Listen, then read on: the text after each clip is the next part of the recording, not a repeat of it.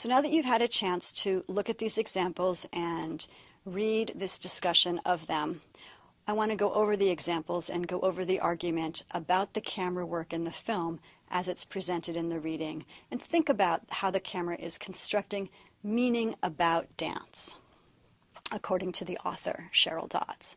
So let's go through the two scenes and think about what Cheryl Dodds has to say about them. The first scene is the Mobbies Club scene. As she notes, Cheryl Dodds, the scholar, the action cuts to a long stage of an empty stage area. So it opens up, you see the whole stage. It's a classic cabaret setting, and then a woman struts in a sexy manner on the stage in stiletto heels. You see her whole body. Then the shot cuts away to a close-up of two men who sit kind of entranced as they watch her. Then the shot cuts back to a long shot of the dancer. So what Dodds is arguing about this camera work here is that it sets up a relationship between the viewers and the dancer, and it implies that the image that we're watching is from the men's point of view, that we're identified with their watching and their sort of entrancement at her, the dancers dancing. What Dodds argues is that when Alex, who's the dancer, we find out that this is the character named Alex, the woman, when she's dancing, when the shot cuts to a close-up of her feet, which maintains the play on sexual imagery that the setup that we're seeing it from these men's point of view has already made. She argues that the fragmentation of the erotic body as seen in the phallic stiletto heels is a common pornographic convention. She writes, the theme continues as the shot then switches to a close-up of the dancer's face with her thick red lips slightly parted as she gazes out to the audience. So what she's arguing, as you read, is that the camera work in this scene is an example of the fragmentation of the erotic body when the camera focuses on a close-up of just one body part, like her lips, rather than showing the whole person. And that what it's constructing is this body that's not fully formed, or not, you're not seeing the whole body, you're not seeing all the dancing, you're just seeing it fragmented, broken up. That the camera work is creating this, and it's creating this idea about the dancing, which I'll talk more about in a minute. In the middle of this sequence that you've watched, there's a scene where Alex pulls a string and a bunch of water pours down on her, and Dodds argues that this is an ejaculation image with the water comes spurting down on her, and that it also shows a power and gender dynamic between her and her boss. So she kind of continues her analysis of how the camera is working, how it's setting up this relationship between the dancer and the people watching her, the men watching her. Turns out one of them is her boss, so there's a power differential and a class differential going on there as well, possibly a racial differential. Other scholars have written about Alex as a figure for the mulatta, a light-skinned African-American woman. So she continues her analysis by talking about that. And then Dodds suggests that there's two possible interpretations. One feminist analysis of this might suggest that Alex is being objectified, that she's an object of the men's gaze as they're watching her, that she's constructed as a site of erotic spectacle and is subject to a male gaze. So looking at how the camera work is presenting her just as, something that men are oogling. Is that the right word? Oogling, yes. Another feminist reading, an alternative feminist reading, might instead argue that Alex is an independent heroine who uses her sexuality and her laboring body as a form of empowerment.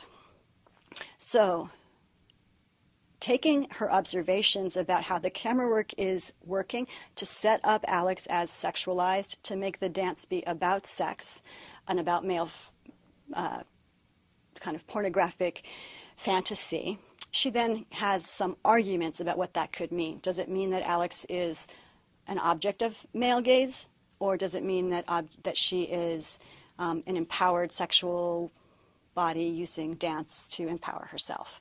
And neither one is right. They're just different ways of interpreting what she's seeing, and what she's seeing through the camera work in particular. From here, she turns to an analysis of a different scene from Flashdance, which is called the Maniac routine. This is when Alex comes in and is warming up and practicing in her house. And it starts with a close-up of Alex's foot as she bandages it. Then it switches to a close-up of her legs. And then the rest of the sequence consists of a series of close-ups that repeatedly cut between three particular body parts that Dodds argues: the buttocks and thighs, the head, and the feet. So we don't really see Alex dancing. All we see is her butt, her head, and her feet. We never get to see her actual movement. We just get to see what the camera is showing us in these particular scenes.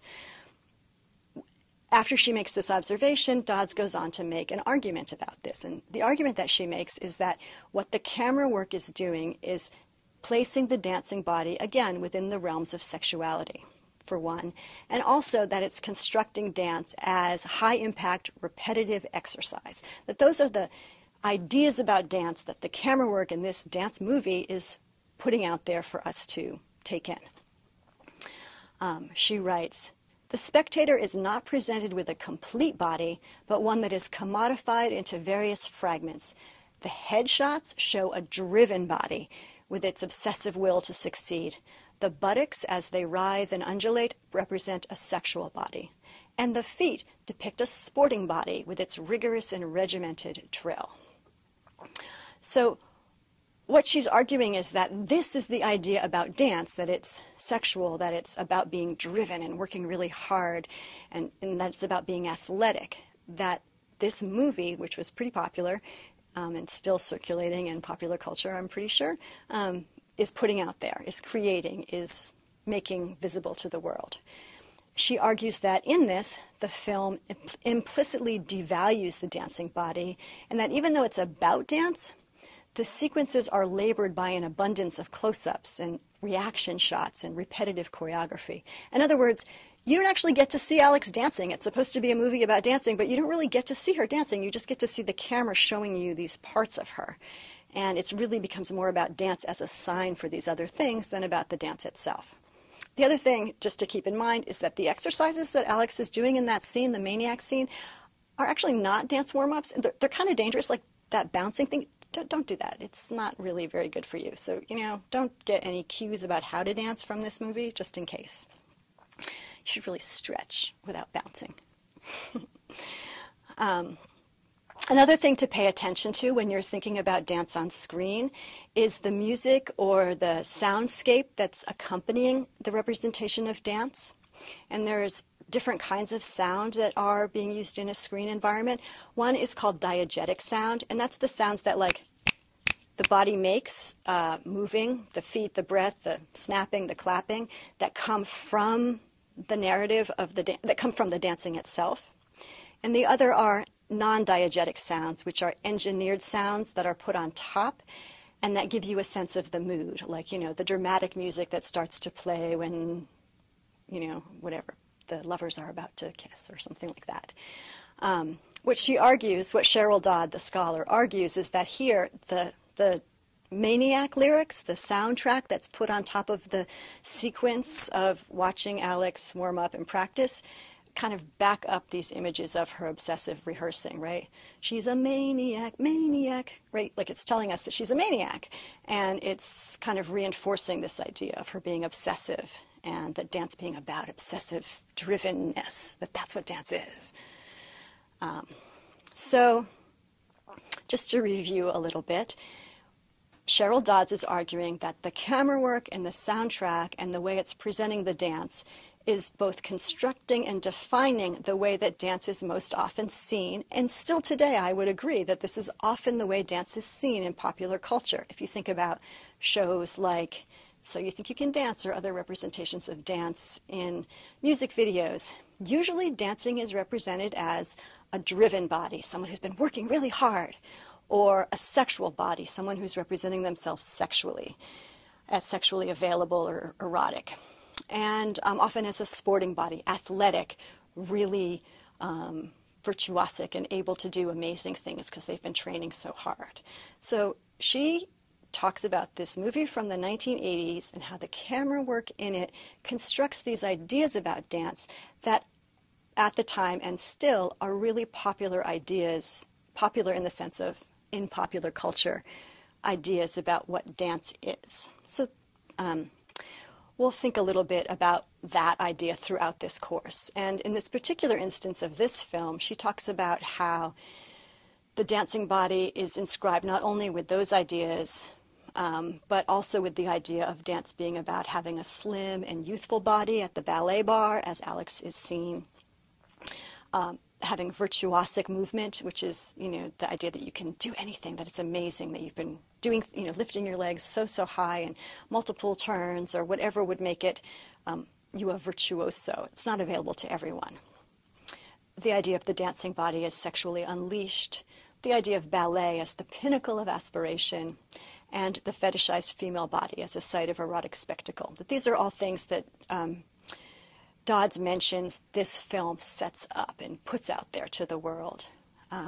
She talks about why this might be and says that this idea of a conventionalized dancing body is available to a very wide audience, that it's something that can be commodified, which means it can be sold for commercial reward, that this idea of dance as those things, sexual, driven, athletic, are things that sell, that they can sell the film soundtrack, they can sell spin-off series, etc., by representing dance in this way.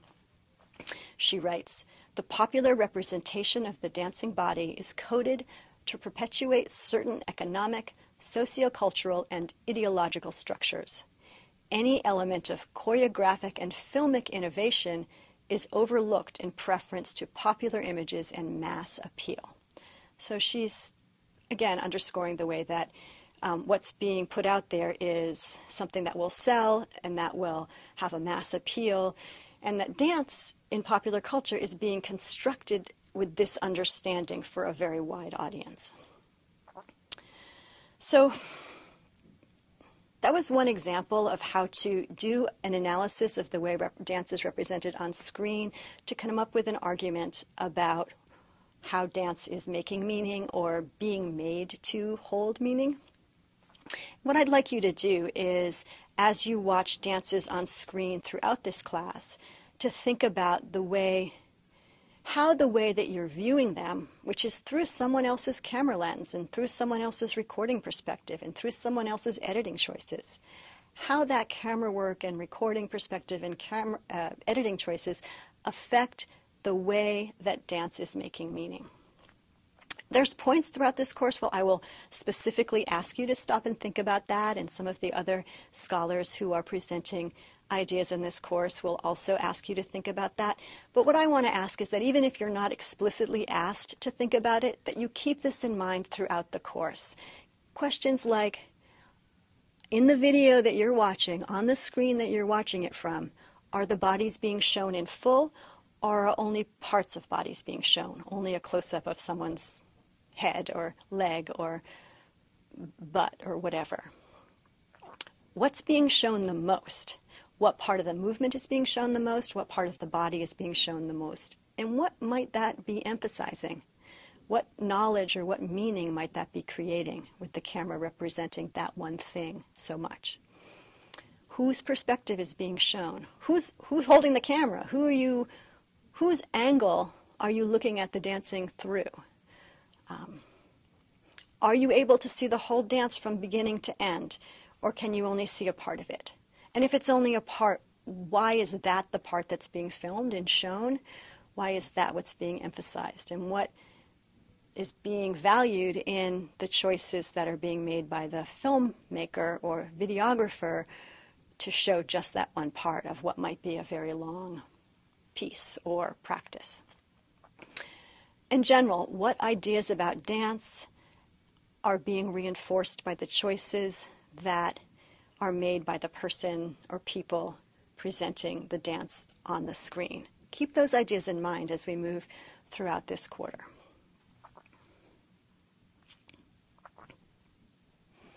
So for the second part of today's unit, what I want to think a little bit about is the difference between dance on film and dance that's made for film. So Flashdance is a movie, right? It's a film about dance, and the choreography of the camera is part of the film and what the dance is representing. In other words, the camera work is a big part of what is creating the meaning in and about the dance.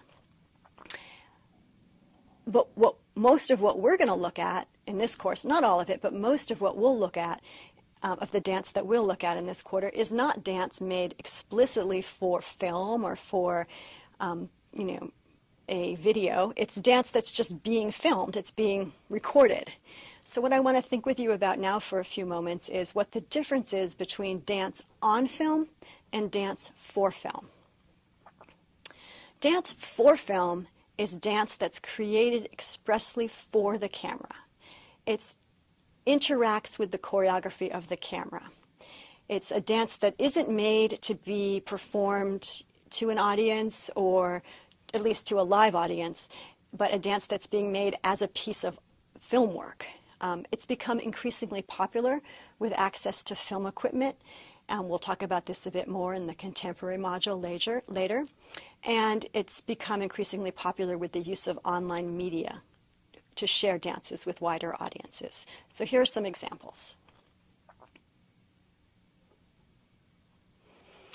Dance on film refers to recordings of performances or rehearsals of dances that choreographers intended to be performed live. In other words, dance that's not originally choreographed with the intent to be filmed, it's just that there happens to be someone there filming it, or you've hired someone to document it. It's often used as a documentation or an archival tool as a way to record choreography. So this can be a static shot of a performance space where you set up your tripod and you turn it on before your performance, or it could also be camera work like for a television program if something has got a lot of funding, they might have hired a couple of camera people, and it might be being recorded in a kind of fancy way, showing a scene from above or a scene from each side or different perspectives. But if it's still a dance that's not created for the camera, it's still dance on film, not dance for film, even if there's a little bit of camera work going on. And here are some examples of that.